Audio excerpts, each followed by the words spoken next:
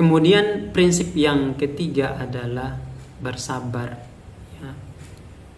Sabar adalah hal yang sangat terpenting dalam kehidupan kita, dalam menjalani kehidupan ini, karena kesabaran itulah yang menjadi pintu bagi seseorang ya untuk menemukan kemudahan saat dia mengalami kesulitan, saat dia mengalami musibah atau mendapatkan musibah atau mendapatkan fitnah dari berbagai orang. Mungkin banyak sekali ya orang-orang yang dimana dia selalu dicemooh atau difitnah, dicaci maki dan lain sebagainya. Jadi kita jangan sampai kita berputus asa ya dengan hal itu. Jadi jangan sampai kesulitan atau musibah yang menimpa diri kita itu justru kita akan menjadi orang-orang yang tidak akan bangkit atau tidak akan bersemangat lagi, atau justru kita menjadi orang-orang yang tidak sabar terhadap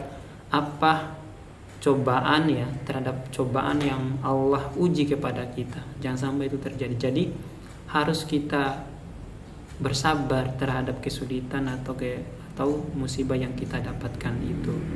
Karena setiap kesulitan atau musibah apapun yang menimpa diri kita pasti ada jalan keluarnya atau pasti ada hikmah di balik itu semuanya.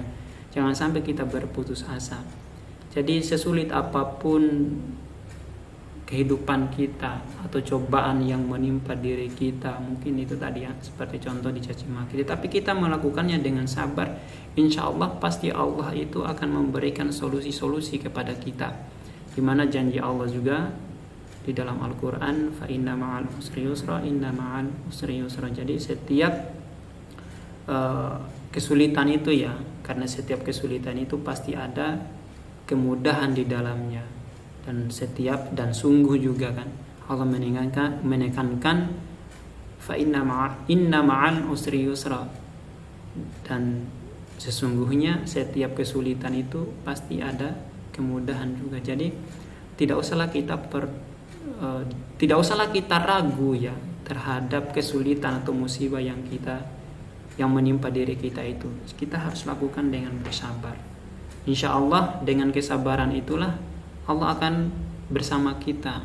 Tapi juga jangan sampai kita sabar saja tetapi tidak pernah berdoa, tidak pernah berikhtiar. Tentunya harus dilakukan, sabar itu harus dilakukan dengan berikhtiar dan berdoa semaksimal mungkin, atau berikhtiar semaksimal mungkin dan diiringi dengan doa-doa dalam kehidupan kita, meminta petunjuk kepada Allah Subhanahu wa Ta'ala. Jadi itulah ya, ketika kita menjadi orang-orang yang sabar, Allah janjikan di dalam Al-Quran, di dalam surat Al-Baqarah ayat 153, ya ayyuhalladzina amanu sta'inu bis-sabri was-shalah innallaha ma'as-sabirin. Ya kan? Hai orang-orang yang beriman, jadikanlah sabar dan salat sebagai penolongmu. Sesungguhnya Allah beserta orang-orang yang sabar, itu janji Allah. Jadi tidak usahlah kita ragu dalam kehidupan kita ini ketika kita mengalami musibah atau ditimpakan musibah atau mengalami kesulitan apapun itu ya bentuknya, tetapi kita lakukan dengan bersabar. Insya Allah pasti akan memberikan solusi bagi kita, karena Allah kan bersama kita, bersama orang-orang yang selalu bersabar di jalan Allah Subhanahu wa Ta'ala.